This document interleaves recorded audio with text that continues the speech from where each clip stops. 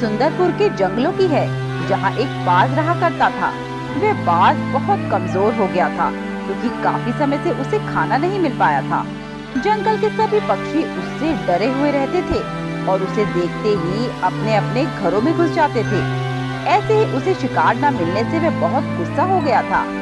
एक दिन की बात है, कितने दिनों से मैं भूखा बैठा हूँ। जब भी शिकार पर निकलता हूँ, ये सभी पक्षी मुझसे डरकर अपने अपने घरों में घुस जाते हैं।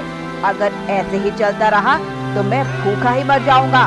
मुझे इस बार तो कुछ न कुछ करना ही होगा। ऐसा सोचकर वह इधर उधर चलने लगता है। तभी उसे एक ख्याल आता है। अरे वाह, ये तो बहुत अच्छा आइडिया है। ये ख्याल मुझे पहले क्यों नहीं आया? अब देखो तुम सभी पक्षियाँ, मैं तुम्हें कैसे एक एक करके मार कर खा जाऊंगा। तुम खुद को बहुत चालाक समझते हो ना, पर अब और नहीं। मैं भी देखता हूँ तुम अपनी चालाकी कैसे दिखाते हो। बाज आज थोड़ा सा खून अपने ऊपर लगाकर टीनू तोते के पास जाता है और उससे रोते रोते बोलता है, तोते, मुझे तुम्हारी मदद चाहिए। मेरी पत्नी का एक्सीडेंट हो गया है और उसे खून की बहुत ज्यादा जरूरत है, तो तुम मेरे साथ चलो। पर तुम्हारी पत्नी तो एक बाज है ना, और मैं एक तोता, तो भला मैं तुम्हारी पत्नी को कैसे खून दे सकता हूँ? तीनों तोते, मैं तुमसे सच कह रहा हूँ, तुम मेरा विश्वास करो। तुम्हें क्या लगता है मैं तुमसे झूठ बोल रहा हूँ? ये खून जो मेरे शरीर पर लगा हुआ है, ये सब दिखावा है। नहीं बाज भाई, मैंने ऐसा नहीं कहा। मैं तो बस तुमसे यूं ही पूछ रहा हूँ। देखो टीनू तोते, मुझे तुरंत तुम्हारे खून की जरूरत है। अगर तुम मेरे साथ चल सकते हो तो चलो, वरना मैं किसी और से मदद मांगने चला जाता हूँ। तीनों तोते को उसकी बात सुनकर उस पर तरस आ जाता है और वह उसकी मदद करने के लिए तैयार हो जाता है। ठीक है बाज, मैं तुम्हारी मदद करने के लिए तैयार हूँ।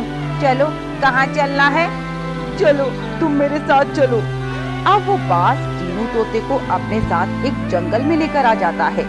जंगल बहुत सुनसान था, जिसे देखकर टीनू को बाज पर शक हो जाता है। ये तुम मुझे कहाँ ले आए हो? यहाँ तो कोई हॉस्पिटल नजर नहीं आ रहा। बेवकूफ, तुझे क्या लगता है मैं सच में तुझे किसी हॉस्पिटल में लेके जाऊंगा? नादान है तू, जो मेरी फितरत आज तक नहीं समझ पाया। बास, तूने अच्छा नहीं किया, मैं तुझे छोड़ूंगा नहीं। तीनों कुछ कर पाता उससे पहले ही बाज उसे मार देता है और ये मेरा नाटक चलता रहे और ये बेवकूफ पक्षी मेरी बातों में फंसते रहे, फिर मुझे कभी भी खाने की कमी नहीं होगी। अगले दिन बाज आज भी कोई योजना बना रहा था। कल तो तोते का शिकार कर लिया, अब किसका शिकार किया जाए? तभी उसे लाडो कबूतरी का ख्याल आता है और वह आज फिर अपने ऊपर खून के छींटे मारकर और रोंदी शक्ल बनाकर लाडो कबूतरी के पास जाता है। हाय रे, मैं तो बर्बाद हो गया, लुट गया। क्या हुआ बाज भाई, आप रो क्यों रहे हो? और ये खून के छींटे, ये कैसे? अरे मैं तुम्हें क्या बताऊं लाडो बहन, मैं तो कहीं का नहीं रहा। मेरी पत्नी का एक्सीडेंट हो गया है और उसका बहुत खून बह गया और उसे जल्द ही खून की जरूरत है, पर मैं कहाँ से खून लाऊं? मैं तो खुद बहुत कमजोर हो गया हूँ और डॉक्टर ने मेरा खून लेने से मना कर दिया। अब तुम ही बताओ मैं क्या करूं? कैसे अपनी पत्नी की जान बचाऊं? उसे ऐसी हालत में देखकर लाडो को उस पर तरस आ जाता है और वह उससे कहती है, अरे बाज भाई, आप रोना बंद करो और आप घबराओ मत। मैं आपकी पत्नी को खून दूंगी और उनकी मदद करूंगी और देखना वो जल्दी ही ठीक हो जाएंगी। लाडो बहन, तुम कितनी अच्छी हो, भगवान तुम्हें लंबी उम्र दे। भैया, अब आप और देर मत करो और मुझे जल्दी से जल्दी अस्पताल लेकर चलो। ऐसा कहकर वह बाज लाडो कबूतरी को भी अपने साथ उसी जंगल में ले जाता है जहां उसने टीनू का खून किया था।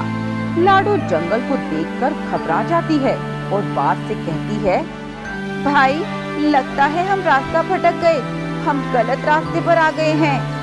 गलत नहीं, एकदम सही रास्ते पे आए हैं। पर बाज भाई, मुझे तो यहाँ कोई अस्पताल नजर नहीं आ रहा। यहाँ कोई अस्पताल नहीं है और ना ही मेरी कोई पत्नी है जिसका एक्सीडेंट हुआ है। मैं तो तुम्हें यहाँ मारने के इरादे से आया हूँ। बस, तूने ये अच्छा नहीं किया। तूने धोखे से मुझे फंसाया है। अब क्या धोखा क्या ईमानदारी, मुझे इन चीजों से कोई फर्क नहीं पड़ता।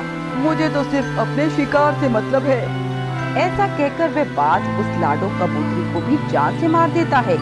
ऐसे ही कई दिन गुजर जाते हैं। अब वो बाज रोज ऐसे ढोंग भरकर पक्षियों के पास जाता और उन्हें अस्पताल ले जाने के बहाने से मार कर खा जाता। अब वह बहुत मोटा भी हो गया था। अरे, मुझसे अच्छी किस्मत तो किसी की नहीं हो सकती। मैं जो सोचता हूँ उसमें कामयाब जरूर होता हूँ। और ये पक्षी जो खुद को इतना चालाक और समझदार समझते हैं, क्या हुआ उनका? सब के सब बेवकूफ हैं। मैं जरा सा खून क्या लगाकर उन लोगों के सामने जाता हूँ, वो मेरी बातों में आ जाते हैं और अपना खून तक देने को तैयार हो जाते हैं। बहुत दिन हो गए किसी चिड़िया का मांस खाए हुए। मैंने कबूतर, तोता, बंदर, मैना सभी के मांस खा लिए, पर अब तक किसी चिड़िया का मांस नहीं खाया। क्या करूं, किसका शिकार करूं? तभी उसे टुनटुनी चिड़िया का ख्याल आता है। अरे, मैं टुनटुनी के बारे में कैसे भूल गया? वो भी तो एक चिड़िया है। तो तैयार हो जा टुनटुनी चिड़िया, अगली बारी तेरी है। वहीं दूसरी तरफ टुनटुनी चिड़िया अपनी दोस्त लाडो कबूतरी की मौत से सदमे में थी। वो जंगल के पक्षियों से इसी सिलसिले में पूछताछ करती है। अरे मोंटी बंदर, तुम्हें पता है कि आखिरी बार लाडो कबूतरी किसके साथ देखी गई थी? देखो टुनटुनी, मैं इस बारे में कुछ नहीं जानता। मैंने तो कई दिनों से लाडो कबूतरी को देखा भी नहीं। तुम मुझे माफ करना, मैं इस बारे में तुम्हारी कोई मदद नहीं कर पाऊंगा। ठीक है मोंटी भाई, आपकी मदद के लिए शुक्रिया। टुनटुनी जंगल के पक्षियों की इस रहस्यमय मौत के बारे में सुनकर बहुत परेशान थी। अगली सुबह वह बाज टुनटुनी चिड़िया के पास चला जाता है और उस पर भी वही चाल चलता है जो उसने सभी पक्षियों पर चली थी। टुनटुनी बहन, मुझे तुम्हारी मदद की सख्त जरूरत है। बोलो, तुम मेरी मदद करोगी ना? अरे बाज भाई, आपके ऊपर ये खून, ये कैसे और कैसी मदद? टुनटुनी बहन, मत पूछो। मेरे साथ जो हुआ है, भगवान फिर से वो किसी के साथ ना करे। क्या हुआ बाज भाई, साफ साफ बोलो। टुनटुनी बहन, मेरी पत्नी का कार एक्सीडेंट हो गया है और इसकी हालत बहुत कमजोर है। डॉक्टर ने कहा है बहुत खून बह गया और अगर उसे समय पर खून ना मिला तो वह मर जाएगी। टुनटुनी को बाज की बातों पर शक सा होता है। बाज भाई, आप घबराओ मत, मैं हूँ ना। मैं आपकी पत्नी को अपना खून दूंगी, बस आप मुझे 1 मिनट दो। ऐसा कहकर वह अपने घर के अंदर जाती है और कुछ समय के बाद बाहर आ जाती है। चलो बाज भाई, जल्दी चलो, वरना कहीं देर ना हो जाए। ऐसा कहकर टुनटुनी उस बाज के साथ चल देती है और कुछ दूर पहुंचने के बाद उसी जंगल में पहुंच जाती है। बेवकूफ टुनटुनी, मैं तो सोचता था कि तू बहुत समझदार है। तुझे जाल में फंसाना मेरे लिए आसान नहीं होगा, पर मैं गलत साबित हो गया। तू तो इस जंगल की सबसे बड़ी बेवकूफ निकली। तुझसे ज्यादा अकल से तो पैदल चिड़िया मैंने आज तक नहीं देखी। हंस ले बेटा, हंस ले, जी भर के हंस ले, क्योंकि तेरी ये आखिरी हंसी है। आज के बाद तू हंसने के काबिल तो क्या, सांस लेने के काबिल भी नहीं रहेगा। बाज टुनटुनी की ये बात सुनकर हैरान हो जाता है। कहना क्या चाहती हो तुम? मैं कुछ नहीं कहूंगी, बल्कि तुझे कुछ दिखाऊंगी, वो देख। जंगल के सभी पक्षी वहाँ उड़कर पहुँच जाते हैं, जिसे देखकर बाज हैरान हो जाता है। ये सब कब और कैसे हुआ? ये तब हुआ जब मैं 2 मिनट के लिए अपने घर के अंदर गई थी। मैं पहले ही तेरी चाल, और देखो ये सब आ गए। प्लान तो अच्छा था। सच कहूँ तो पहली बार मुझे कोई मेरी टक्कर का मिला है, पर तुम सभी जरा जरा से पक्षी मेरा क्या बिगाड़ लोगे? ये मत भूलना कि बूंद बूंद से सागर भरता है। जब रावण इतना शक्तिशाली होने के बाद वानर सेना से हार गया, तो तू चीज ही क्या है? बाज को उसकी बातें सुनकर बहुत गुस्सा आ जाता है और उन सभी पक्षियों पर वार करने लगता है, पर पक्षी भी कमजोर नहीं थे। वे पूरी तैयारी के साथ आए थे। उन्होंने अपने बैग में पत्थर भर रखे थे जो उन्होंने उस चील पर फेंकना शुरू कर दिया और देखते ही देखते वह बाज पूरी तरह से जख्मी हो जाता है और अंत में मर जाता है। दोस्तों, ये मेरी या आपकी जीत नहीं है, ये जीत है बुराई पर अच्छाई की।